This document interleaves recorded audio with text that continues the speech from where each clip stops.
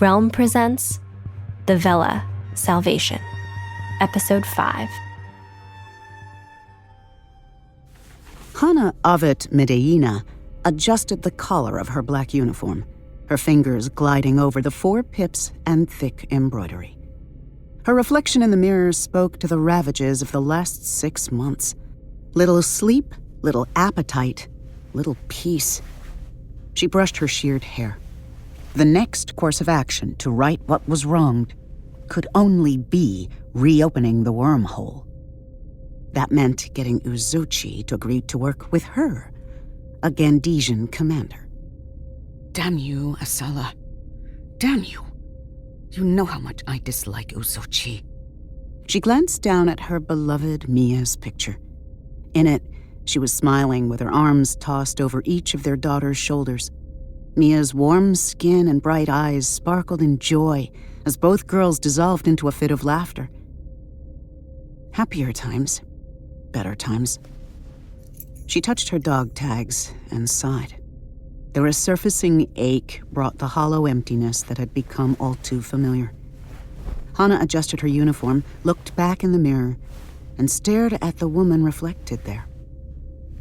There was no time for nostalgia. She had a job to do. Rescue those left behind. The mission came first. It always came before anything else. Today, and all the days that followed, would be no different. 5 more minutes, sir, a soldier called into Hana's quarters. Understood. Hana put away the picture and tucked her grief inside her emotional vest. She wasn't the only one who lost loved ones in the evac. Half of her soldiers wore the forlorn and stricken expressions of restrained grief as they went about their business of settling on the new planet, Salvation. Strange name for a planet. Was it truly their salvation, when so many were left stranded on the other side of the wormhole? Hana shook her head. No one was saved. This strange planet could kill them. Sure, there wasn't a dying sun or warring kingdoms, but sometimes the devil you know is better than the one you don't. Hana exited her quarters out into the bustling corridor. Immediately, another soldier fell into step beside her. Others passed, going about their day's activities. Many had already relocated to the planet's surface. Only those content with the situation appeared in the hallways. The others considered their options and attempted to conform to their new normal, staying inside their quarters, down in the cafeteria, or gathered at the bar. Not in the hallways. Commander, the briefing room is ready. I've uploaded the files you requested. Security sweeps have been completed and cleared. The soldier spoke in the clipped short speech of the upper crest. She had high cheekbones, full lips, and sharp eyes, and walked with her arms tight beside her. Good work, Private Adeo. Hana arched an eyebrow. The evac had left her with half of her usual soldiers, with so many stranded on the other side, lost. You're Keith's replacement. Yes, sir. Adeo hoisted her chin high and kept her eyes straight ahead, rigid, just as the training taught. Hana studied her. The woman's nose and eye color stirred a memory. You're Keith's daughter. Yes, sir. He didn't make it through the evac. The soldier's lips pressed into a line, but softness appeared around her eyes. Eager to discover what the planet had to offer, Asala hadn't seen the emotional scars of the evac, only the potential. What she couldn't see, or wouldn't face, was the fact that few could joyfully embrace this new planet and its foreign solar system as home. Not when the people who made homes worthwhile were thousands of light years away. Asala wouldn't understand the value of family. This meeting is highly classified. Hana paused just outside the briefing room doors. What is discussed here stays here.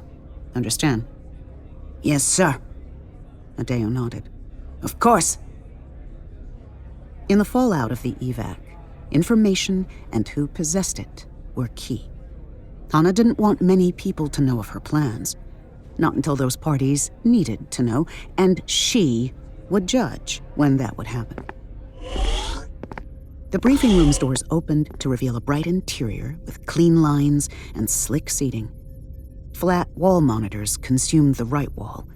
In front of them, an oval metallic toned table stretched out about 8 feet long to Hana's left.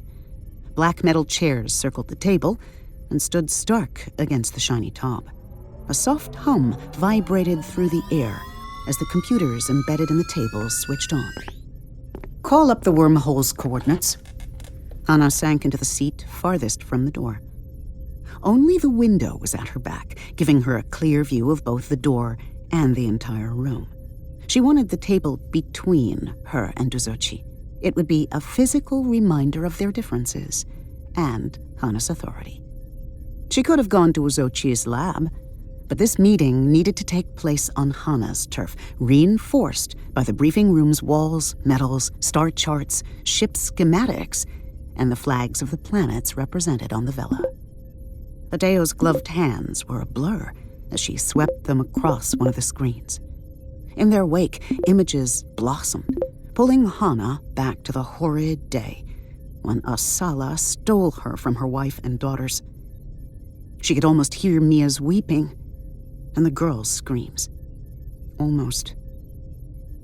Are they even still alive? What's happened to them? There was one thing Hana understood with complete clarity. For those that remained on the other side of the wormhole, the power vacuum left by President Ekram would create a political nightmare. There was no telling who would crawl out of the craters to try to take control. Things may have dissolved into little chiefdoms. Had her family survived? Were they okay? She didn't know, and that ignorance gnawed at her insides. It kept her awake at night as it continued to feed on her grief and fear. The doors opened with a whoosh. Before Hana could blink, the woman partly responsible for the evac, the wormhole, and their current destination, the architect of their salvation and grief, greeted her. "Commander Hana Avit Medeina. Good day." Uzochi swept into the briefing room, all smiles and wide dark eyes that shone from beneath shaggy gray hair. The woman was made of awkward angles and bones, but Hana knew the cunning and brilliance behind her glasses. "You called. I'm here, but understand I am very busy. There are samples being sent up daily from the planet, new atmosphere to evaluate, and its effect on people." "Sit down, Uzochi," Hana said as she stood up. Her tone left little room for argument, and Uzochi, startled by the commanding voice, shuffled to the closest chair and sat down. A soldier had accompanied Uzochi into the briefing room. "Private Issa?" Hana shifted her gaze to him. He saluted. "I didn't request an additional soldier." "No, but Asala did," Uzochi said, the corners of her mouth curving upward in a smirk. "She said I could request a soldier for assistance, and, well, this one was walking along the hallway when I arrived, and I thought I should bring him in with me, just to make sure I have a witness of sorts to our conversation. I would have brought one of my assistants, but your orders were to come alone." At the mention of her sister's name, Hana clenched her teeth. Uzochi's attitude and arrogance were part of the reason why they found themselves in this botched evacuation with only half of the damn people saved. Despite her general dislike of and distrust for the scientist, this meeting wasn't just about her. It was about the soldiers and fragmented families the evac had left. And although burning anger threatened to erupt and spew all of this, Hana's training took over, leveling her back down to the cool calm of military logic. Trust the training, trust the training. Let's be clear, Uzochi. No one commands this crew or makes decisions for my soldiers but me. Is that understood? She shoved steel into those words, and the scientist nodded. Her smirky grin dissolved. Of course. My apologies. Uzochi crossed her legs and folded her hands in her lap. Private Issa, take your leave. Hana came to stand in front of the bank of monitors. The soldier hesitated, but then he nodded, saluted, and started to leave. Sir, he's already been privy to some of the details, Adeo said. I also need him as a witness. Someone who isn't self-selected by you, Uzochi said. It's either him or one of my scientists. Why him? Adeo asked. According to what you said, you don't even know him. Neither does the commander. Hana bit the inside of her cheek. She really didn't like Uzochi. Still, if she wanted the scientist's help, she had to appear to give something. An olive branch, so to speak. Private Issa, come back in and take a seat. Hana waited until he returned to his seat before starting again. Private Adeo flanked the other side of the monitors with her arms by her side, watching Uzochi. 3 people would be privy to what she was about to propose. Small, doable number. She didn't know much about Private Issa, but she could find out. Let's begin. Hana enlarged the collapsed wormhole coordinates and with her finger drew a circle around a location on the touchscreen. Here is the site of the collapsed wormhole that brought us here. The 2 soldiers and the doctor nodded in agreement. I won't go into too many details about the evac, but the reason why you're here in this meeting has nothing to do with the planet below. No? Uzochi asked. No, Hana repeated. We need to reopen the wormhole. Silence. Are they stunned into silence? Or pondering the possibility? Uzochi raised her eyebrows and broke the heavy quiet first. Reopen it. That's impossible, Private Issa said, but it was more to himself. Adeo didn't say anything. In fact, her face remained blank, no emotional response at all to Hana's declaration. I argue that it is possible. Uzochi spent most of her life finding the configurations and combinations to open this one. Now that you've done it, you can do it again. She'd snared Uzochi. The scientist tapped the tips of her fingers together in thought. Surely she'd consider opening it. Hana decided to continue, to land the rest of her pitch. We must. More than half of our people are on the other side of that wormhole. We owe it to them to rescue them, to save them, to offer them the same salvation we've been given, to fulfill the promise of the original mission. She touched each of the other monitors. Images of families and fellow soldiers, friends, and co-workers appeared on screen. Hana faced Uzochi. A hard knot formed in her throat, but she worked the balled-up grief back down, coughed to clear her throat, and straightened her shoulders. Some of those people may be dead, Uzochi said, crossing her arms. Some of them aren't, Hana replied. The reason you're here is to tell me how. You're serious? Uzochi placed a thin hand under her chin and pressed her lips together in thought. Reopen the wormhole. I don't particularly like you, Commander, and this would require resources and time I don't care to give. The feeling, I assure you, is mutual. But we must think bigger than ourselves right now. We only need to be able to work together. Uzochi folded her arms. Hana took that as permission to keep going. You mentioned resources. You will need to tell me the items you'd need. Hana turned back to the monitors and called up another image, a small square cube with squirming black liquid inside. We would need another star drive, yes? Yes, you would, Uzochi agreed. She looked at the star drive and then back to Hana. I spent decades putting the first one together. By the time I get another one done, those on the other side will be dead. You spent decades because it was your first time. Now you know what's needed and that it can work. The soft pleading had seeped into her words. She had promised herself she wouldn't do that. She wouldn't beg. Technically, yes, Uzochi began. I understand you're anxious, but it's obvious you're exhausted. This idea of reopening a wormhole. I don't think you understand. This is my ship. These are my soldiers. Hana let the implication hang in the air.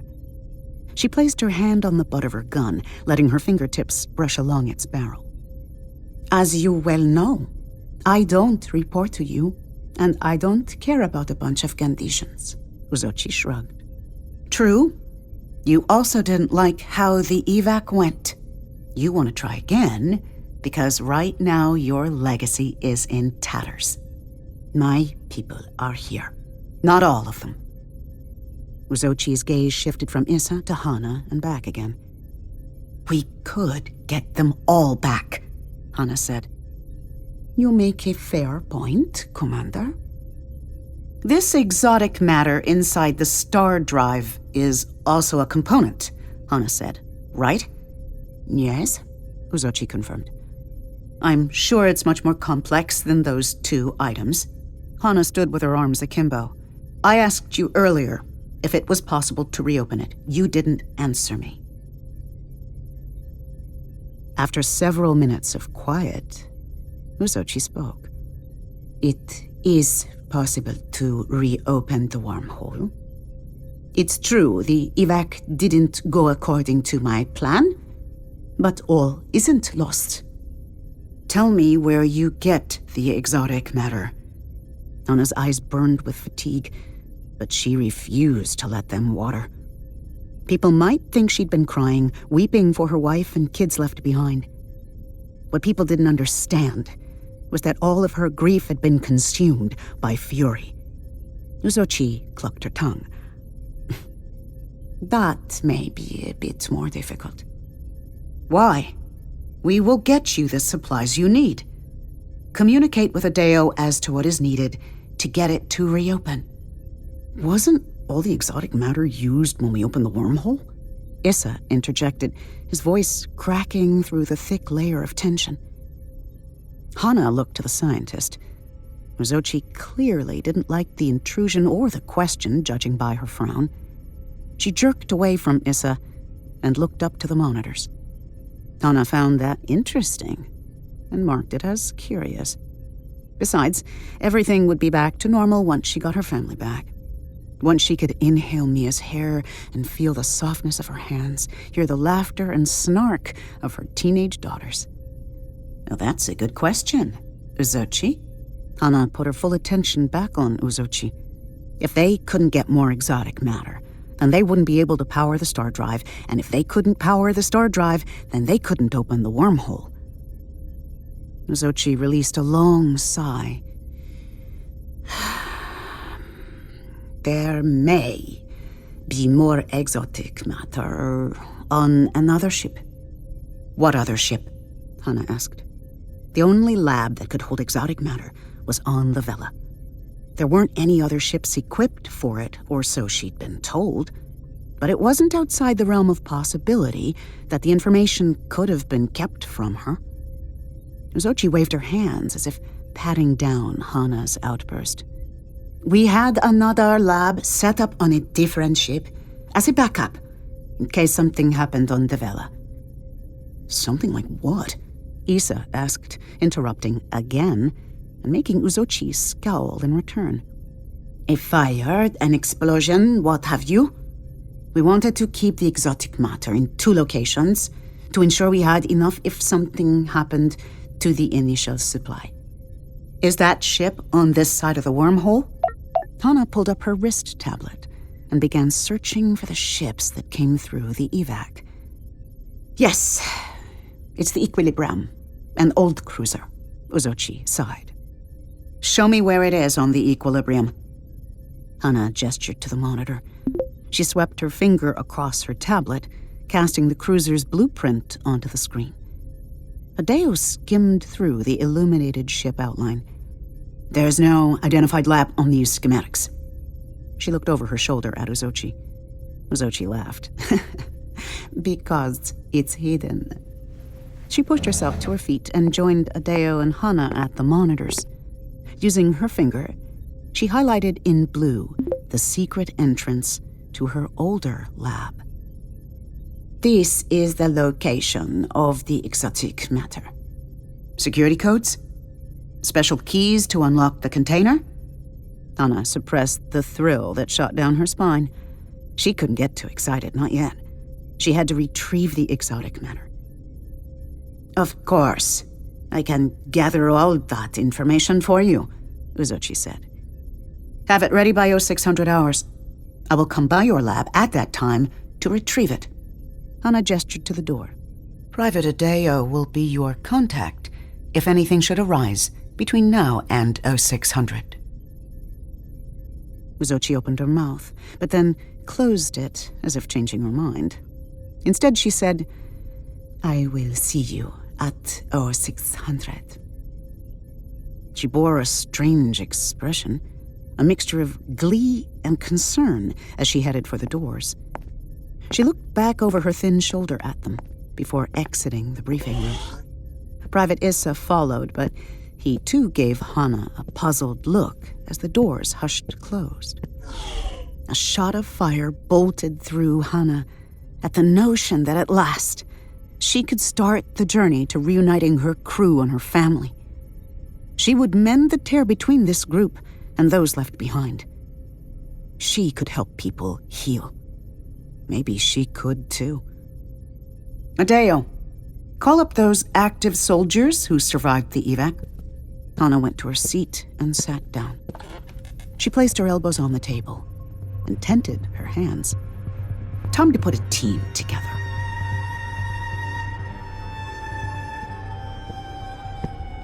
Befuddled and confused, Niko followed Uzochi down the corridor with concern for Hana crinkling their brow.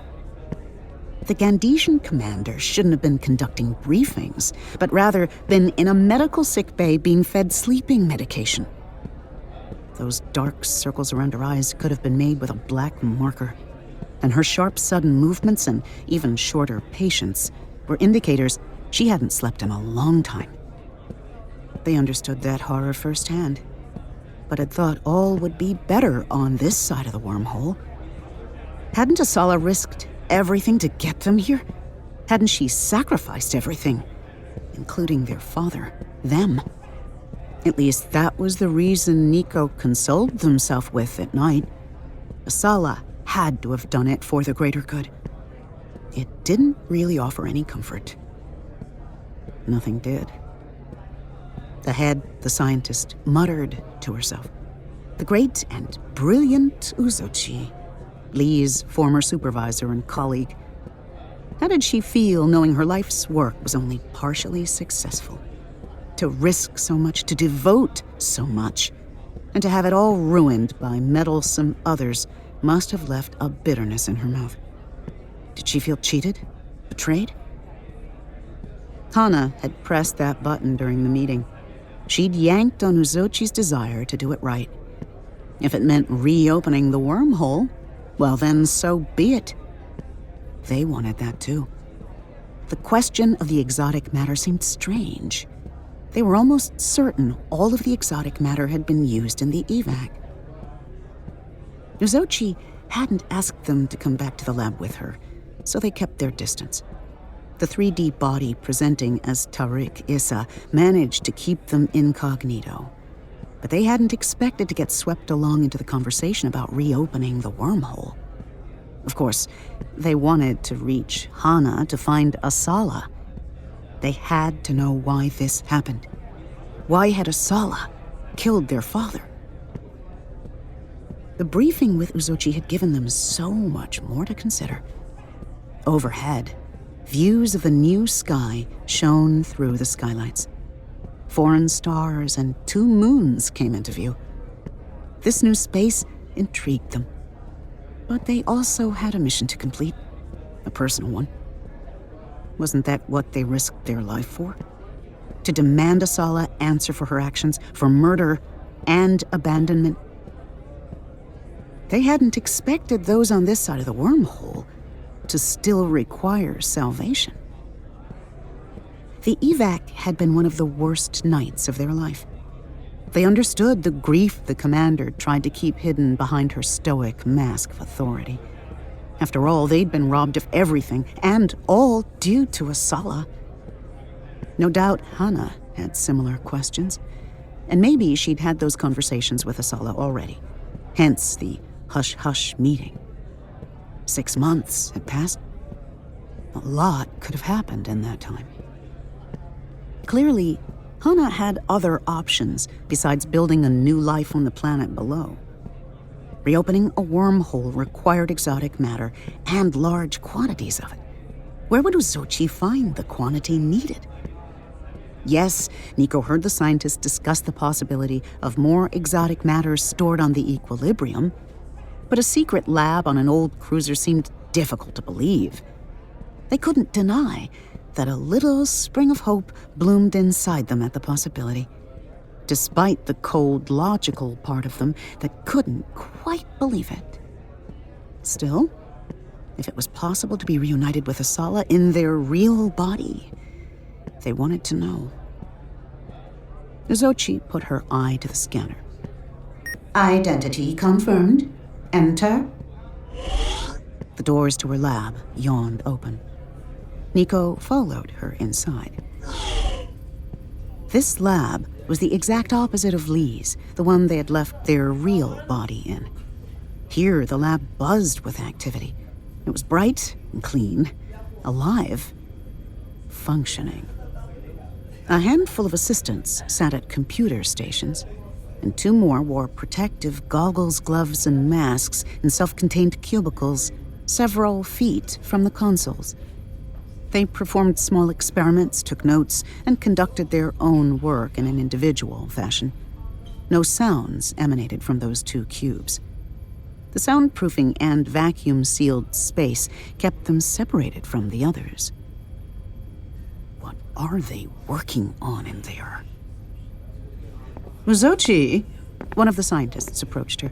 He wore a one-piece gray suit with double white stripes running down the side and black shoes. More round than tall, the man had a bald head and double chins. How did it go with the commander? Fine. She had some general questions about the planet. You know, soldiers. Uzochi answered, her voice light with humor. She shot Niko a look. No offense. None taken. Niko remained standing close to the doors. Uzochi gave them one of her greasy smiles before turning her attention back to the scientists. The commander supports our work. Not that there was any doubt.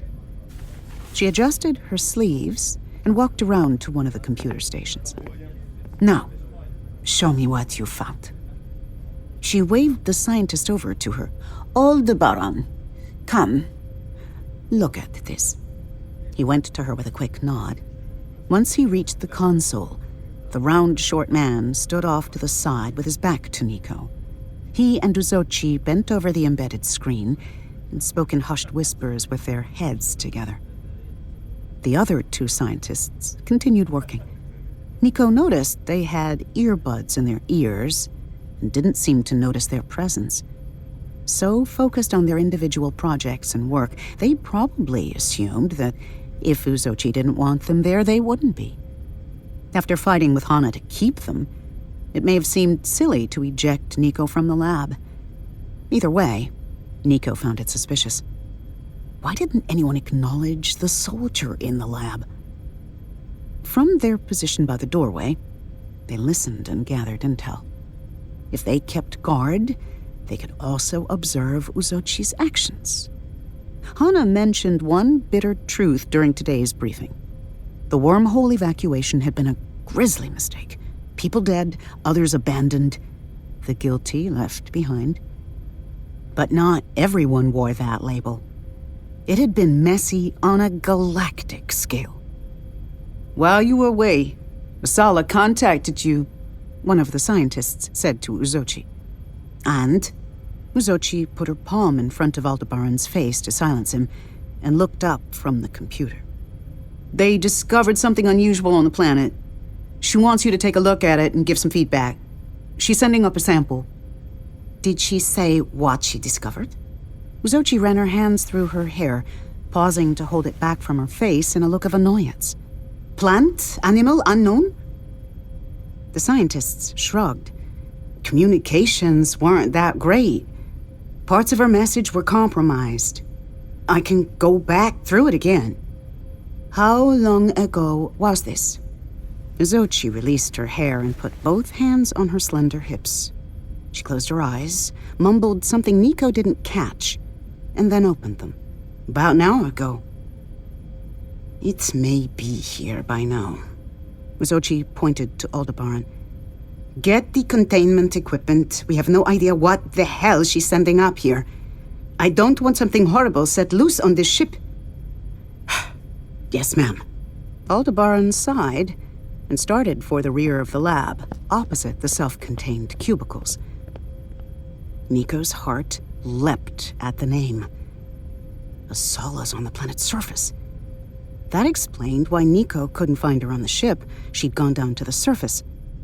What was she doing down there? Why wasn't she here with Hana? Uzochi gestured to the remaining two scientists. "You two. I don't know what it is, and I want to get preliminary scoping done before bringing it back here. If it's too uncertain, leave it in the cargo bay.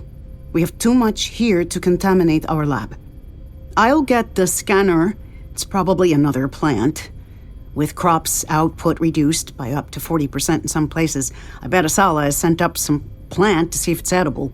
We need to make use of the native vegetation if we're going to survive here. It isn't looking like our seeds are doing all that great." "Maybe, but I do not want to take the chance by assuming." Uzochi glanced over at Niko. "Private Tariq Issa, you'll escort us as well." "Yes, ma'am." Niko saluted. Maybe Asala would return with the sample after all, and they'd get to see her, question her, and get the answers they needed.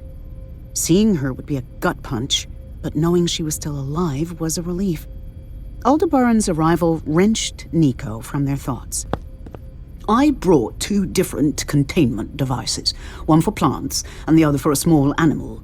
Asala wouldn't send up a large animal without letting us know," Aldebaran said as he adjusted the smaller of the 2 containers under his arm. "No, but we don't know what she sent given the feed," the other scientist said with a shrug. "Standing around here talking isn't going to answer our questions. Let's go find what this planet has to offer us today." Uzochi took one of the containers from Aldebaran. Once the scientists had secured their gear, they filed out of the lab behind Uzochi, leaving only the 2 people working in their self-contained cubicles behind. Niko followed with the group as Uzochi expected. Part of them wanted to see a new specimen, and to find out if Asala had come on board with it.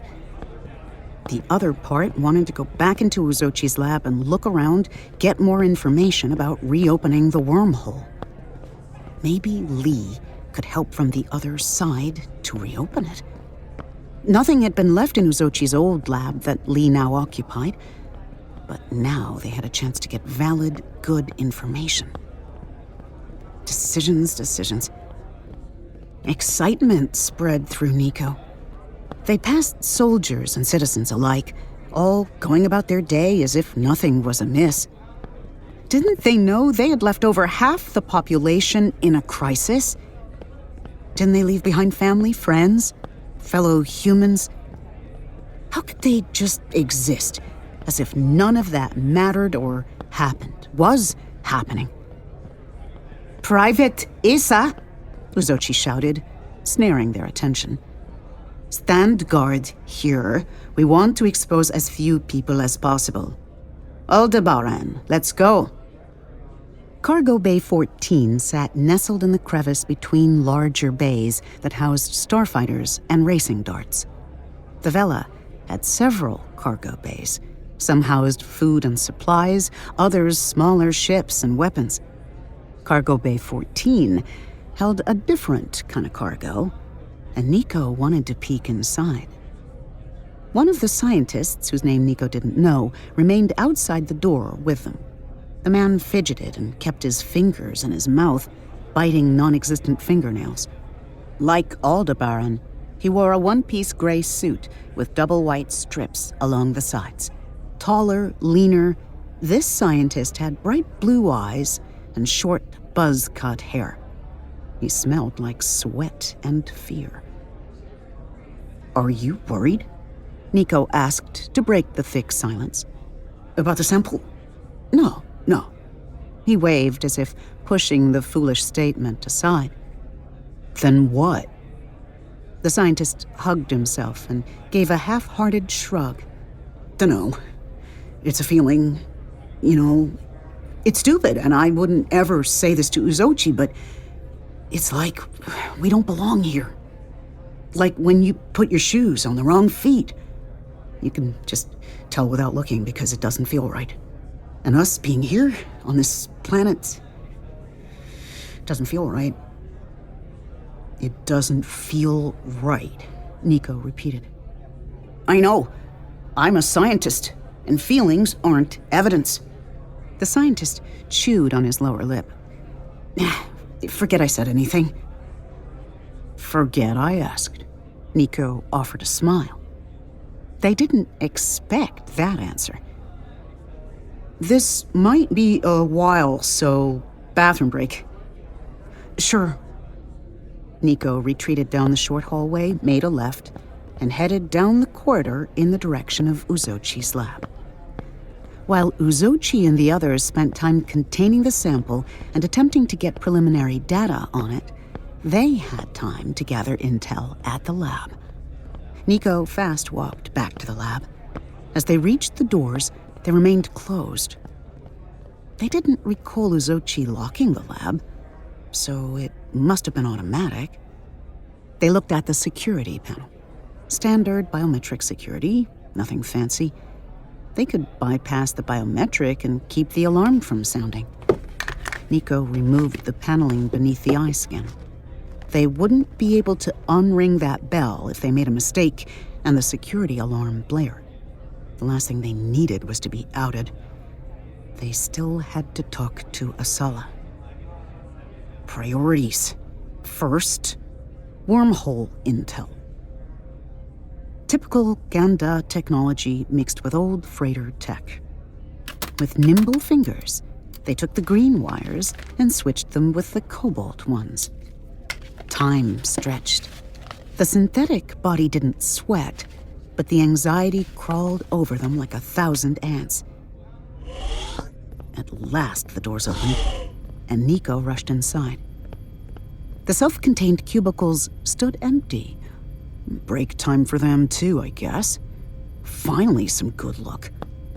Niko went to the computer station where Uzochi and Aldebaran had worked. Now, let's take a look at what it's going to take to reopen the wormhole. Niko called up the last files accessed on that console. Uzochi's last inquiries scrolled onto the screen. Here we go. Niko skimmed through the first couple of entries. They contained general information about the planet, atmosphere, oxygen levels, and the like. Foundational information and its comparison between this new planet and other M-class planets. Niko swiped left and called up the search AI. Find all information pertaining to wormhole, the evac, and coordinates 25.34.90.8.1. Searching, the AI confirmed. There are currently 243 results for wormhole, the evac, and coordinates 25.34.90.8.1. That's too many. Niko searched the doors in the hallway to see if anyone approached the lab before turning back to the computer. Search for just coordinates 25.34.90.8.1. Searching. 5 results for coordinates 25.34.90.8.1. Better. Show me those results.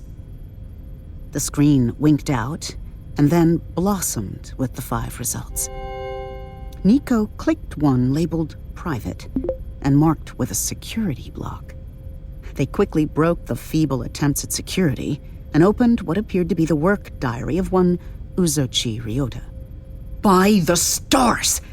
Niko slapped their hand on the console. They opened the most recent entry and the one highlighted in the search results. Why would Uzochi's private journal show up in a public computer search? Niko shook their head. Apparently, no one had taught the good scientist to secure her data. Or likely, now on this side of the wormhole, Uzochi felt safe and had let down some of her safeguards. Either way, she left herself open to Niko. As the first of Uzochi's videos launched, Niko's eyes became heavy, burning as if they hadn't slept in weeks. With effort, Niko shook their head to dislodge the feeling. Blinking didn't alleviate the drowsiness.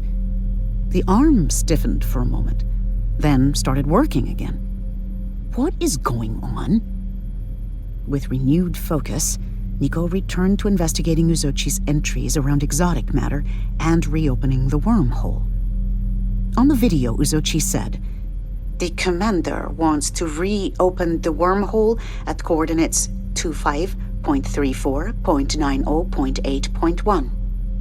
While it is a noble idea, it is not a feasible one. There's no exotic matter to open a wormhole, let alone reopen one." Niko read the accompanying notes, Uzochi's own notes. The evac had been a one-way destination with no options on a return visit. It had always been meant as a method to transport them all to safety many solar systems from harm. A return trip through those coordinates through the wormhole wasn't a consideration. Niko stood up, stunned. That was the opposite of what Uzochi had told Hana this morning. Why would Uzochi lie to Hana about reopening the wormhole? Niko let out a slow breath. There had to be a logical reason for Uzochi's lie. Niko returned to the video. They clicked to replay it, but they only received Uzochi stating the same thing. Why? Niko asked. Uzochi, it's almost time for your meeting. Aldebaran interrupted Uzochi's video entry. She swore under her breath and ended the video file a little more than 10 minutes before she swept into the briefing room meeting earlier that day. That meant she knew Hana was going to ask about the wormhole. But how? Adeo? Niko had to know more. They went to swipe right on the second result listing. Their arm didn't move. They tried again. No movement. Their arm had become frozen in a 90-degree angle on the console. Come on! Niko tried to move the arm again, to straighten it from its crooked position, but it refused. What the? Niko swore. Fingers stiff in position, unable to curl into a fist or grasp anything. The synthetic body had run into a snag. Using their left arm that still worked, they tried to get the right arm to snap back into working order. No sooner than they twisted the right wrist to no avail did their right eyelid close. They tried to reopen it, but nothing doing. Oh, no! No! Niko pushed away from the console. With only half of their vision, they stumbled back into one of the stools and clambered to the floor with a loud crash. Shh! Shh! The synthetic body had malfunctioned. They had to get someplace safe. If this was the end of their time, the end of their life, they had to get somewhere they wouldn't be found. But they also wanted to gather as much intel as possible for Lee. With their left hand, They removed the flash drive and shoved it into the computer, syncing the information to their secure storage.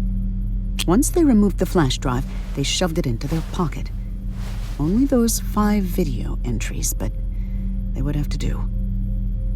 Niko could hear shouts from outside the lab. They stepped back from the console. As they did, their left leg buckled. Niko grabbed the console's corner, catching themselves before they hit the floor. Hoisting themselves to their feet, they dragged the leg as they made a beeline for the doors. I have to get out of here. This is only getting worse, by the stars. Just as they reached the doors, they swept open. In walked Usochi. Surprise pushed her thin eyebrows into her hair. And here I thought you were harmless. Her grin was mirthless. She stalked in, a pistol held in her right hand. Niko fell back, dragging their uncooperative leg. A chill raced down Niko's spine. The lab doors closed behind Usochi. Niko's working hand came in contact with one of the computer consoles. Usochi wouldn't kill them, right? Not sure what you mean by harmless. I am a soldier. Niko offered half a smile to ease the high tension. Let's take it down a notch. Are you a soldier? Usochi asked, raising the pistol higher. Yes. No, that's a lie. You see, Tariq is our whoever you really are. I checked the registry. We don't have any soldiers with that name. There must be an error in the registry. I thought so too, but then I remembered how neither the commander nor her private knew you either. There are a lot of soldiers on this ship, Niko offered. They had to escape, but Usochi stood directly in front of them, barring their path to the doors. There are, and you use that to your advantage. Who are you? Tell me before I pull this trigger, or I can call the real soldiers to come. The commander doesn't take 2 spies. Usochi closed the space between them. Niko swallowed. They didn't have a working arm or leg, but they'd have to take their chances. If Usochi discovered what they'd learned, she'd kill them. If they'd learned anything from their father, it was that those in power would do anything to protect and maintain it. General Sinrig was the living embodiment of that, and Usochi was no different. Each a power-hungry woman set to devour whoever got in their way. Niko had to get out of here before Usochi called security. If more soldiers showed up, they would be ambushed and overpowered. With the new body malfunctioning, their only option was to get to safety. They couldn't stand and fight. They literally had 1 arm. Now or never. Ha! Niko shouted, and with their crooked right arm, plowed into Usochi, knocking the pistol from her hand and sending her reeling backward. She windmilled to an upright position and scrambled to her feet. Stop! She reclaimed the pistol and fired. Stop, intruder! By a breath, Niko escaped through the doors before they could lock. Out in the corridor, they ran, dragging the leg behind them. With only limited vision, Niko navigated the hall by keeping one hand out in front of them. They pushed on, limping as fast as their leg could take them down the corridor in the opposite direction of the briefing room. With their heart pounding and adrenaline spiking, Niko tried to remember the Vela's layout. Where can I hide? They dipped behind a square container as the thundering of soldiers running to answer Usochi's alarm raced by them. Doubled over, they struggled to catch their breath. Niko used their personal datapad to call up the blueprint of the Vela. There had to be a place to power down. Clearly their synthetic body didn't last as long as they needed. With 1 eye, 1 leg, and 1 arm, Niko would be completely immobile soon. They didn't want to be in an open, exposed location when that happened. That would give away their position and their ability to 3D print bodies. For now, that had to be kept hushed for Lee's safety. If General Sinrig or even Usochi got hold of that information, who knew what they would do with it? The thought of Sinrig with that knowledge made Niko shudder. Hell no. There! About another 400 feet away sat an abandoned closet or alcove of sorts. Niko rose and searched the corridor both ways. Finding the coast clear, they hurried out of their hiding spot. Not far now. Not far now.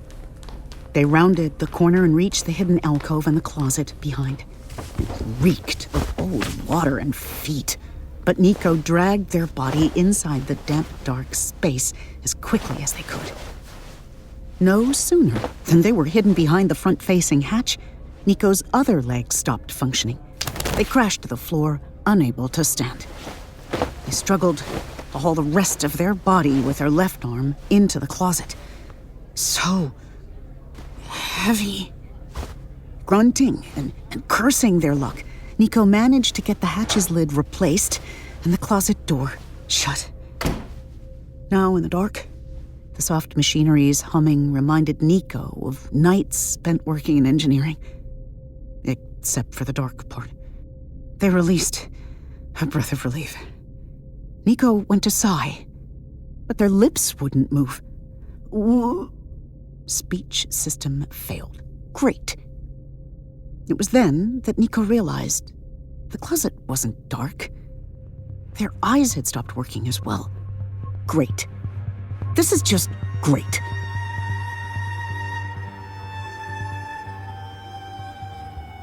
Niko! Niko! Wake up! Wake up!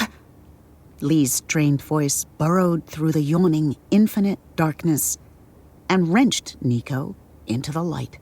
Niko coughed. I'm up. Muscles, stiff and sore as if rusty from disuse, complained as they tried to sit up. Once they pushed themselves into a seated position, their eyes made out Lee's smiling face. Oh, that's a relief. I thought I'd lost you. Lee moved what Niko spied as a pinlight away from their eyes. By the gods, that was close. Niko wiped the sleep from their eyes and noted they could move their arms and other extremities. I'm back. Yes, it worked. You're back in your own body. Had to pull you out. No idea if it was going to work or not. But I didn't have a choice. What do you mean? What's going on? Niko's muscles groaned in stiffness as they shifted to stand. Lee hushed them and put an arm on their shoulder, guiding them back down to the lab floor. The general has sent troops to search the entire ship. What? Niko craned their neck to see around the computer station. Still somewhat discombobulated, Niko looked back to Lee. What's happened? There's no time to explain in detail. The short summary is I had to move your body back here to keep it from being seen by passing soldiers. I didn't even know if I could get you back into this body. You know, how would I explain to the general? I'd be signing my own death warrant. Lee launched himself at Niko, snatching them into a tight hug. I'm so glad you made it back. Niko returned the hug. It felt good to be held, to be enveloped in warmth and concern. It had been a long time since someone hugged them. Still, not to be weird, Niko let go. Lee held on a little longer. His heartbeat was pounding so hard against his chest, Niko could feel it pressed against their own. What horrors was Lee not telling them about Sinrig's orders? He was clearly afraid, despite his courageous face and actions. Did you say soldiers were here? Niko asked gently against Lee's ear. Yes. Lee at last let go. He got to his feet, wiping his cheeks. Was he crying? Lee met their eyes, and they stared at each other. The tension made it awkward. The quiet encouraged it. Should I say something? What if I'm completely misreading this? Lee smiled. Niko tingled inside. That smile was for them. In the closeness, it was easy to forget the danger outside their lab door, the mystery on the other side of the wormhole, Asala and Hana, the general, the evac. The door to the lab burst open, and the sound of heavy boots demolished the possibility. like it had done most of Niko's life. "Stay here." Lee adjusted his one-piece uniform and smoothed his hands over his thighs before stepping out into the soldiers' view. "Hello." Lee greeted them. He didn't sound nervous to Niko's ears, but they couldn't see his actions. So much of communication resided in body language. How did the soldiers find them? Niko clenched their teeth. They must have discovered Soraya's transmission and found them on Ganda. Should they try to escape? Niko pondered this remote lab. They searched their datapad and discovered an inner tunnel between panels that ran along the spine of the lab. It would empty out into the storage area. Stay, go. Decisions. Decisions. Now, back in their own fully functioning body, Niko could crawl toward the lab's exit and escape. The soldiers didn't want Lee, they wanted Niko. "We need to search your lab. We're looking for Niko Akram," one of the soldiers explained. His voice sounded young, eager, full of forced authority and bravado. Lee said, "Of course. I heard the general's directive. You can look around, but let me remind you, this is a scientific lab. There are dangerous chemicals and substances here. In fact, I'm conducting an experiment now. I cannot ensure your safety, so you may be injured." Injured? Another one of the soldiers' voices held the wobble of fear. "On second thought, I suggest you leave immediately for your own safety," Lee said. Niko liked how Lee's tone increased in confidence as he became comfortable with the lie. Maybe Niko didn't have to leave just yet. Truth be told, they liked being close to Lee. At least with him, they were safe. Besides, Niko needed to get back to Asala. Their mission remained. "The general's order is to search every location. Stop your experiment," the younger soldier said. Those words sounded like pellets pinging off the walls. Niko winced at their roughness. "As I said, it is a fairly dangerous experiment. Stopping isn't an option." The other soldier spoke up again. The older soldier's voice was wobbly, but Niko understood that sometimes strength and wisdom weren't the loudest. "Hold it. We got other places to search in this sector. We can come back when the experiment is done. There's no point in risking certain death or injury. We can follow our orders safely. We'll just come back." "But we're here now," the other soldier whined. "And we can come back. Niko isn't going to get far. We'll catch them without risking our own lives." Lee said, "Thank you. Come back later. Perhaps tomorrow." "We'll come back when we come back." "Come on, Evans." The click of the doors announced they'd left. Lee returned to the spot behind the console and helped Niko to their feet. Weakness in their legs made standing difficult. The sensation of pinpricks started at Niko's feet and went up to their thighs. How long had they been sitting there? "You'll have to regain usage of your extremities. You'd been in that position a while.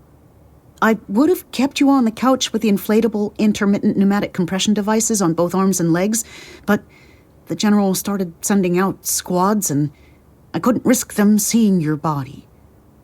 Niko said, "I'm just so glad we escaped. You were brilliant." Lee had saved them, again. How would they repay that level of kindness? How could they? "Thank you," Lee nodded at the locked door. "I'm glad you're safe. I'm glad they didn't blast a hole in you." The younger one, Evans, kept his hand on his air pistol, ready to shoot first and then ask questions. Thankfully, his senior had a cooler head. Niko laughed. "Yes. I'll make us some tea. Then I want you to tell me what you saw on the other side," Lee said with his scientist's curiosity back in the forefront. Niko followed Lee through the lab and back to the worn couch. As they sank into the tired cushions, Niko realized they hadn't been so comfortable, so relaxed in God's knew how long. The soft glow of the lamp, Lee's humming while he made tea, and the absence, for now, of an immediate threat, allowed Niko to take a deep breath. Here, Lee passed the teacup to Niko and sat beside them on the couch. Close, warm, lemon-scented. Niko smiled at Lee over the lip of their cup. Thank you. You're welcome. Tell me everything. Of course.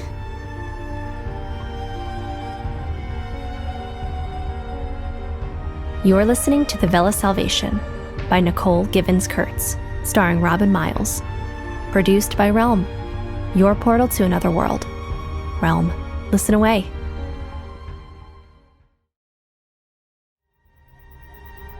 The Vela Salvation is written by Ashley Poston, Maura Milan, Nicole Givens-Kurtz, and Sangu Mendana.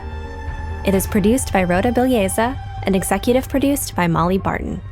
Audio production, sound design, editing, and theme music by Amanda Rose Smith.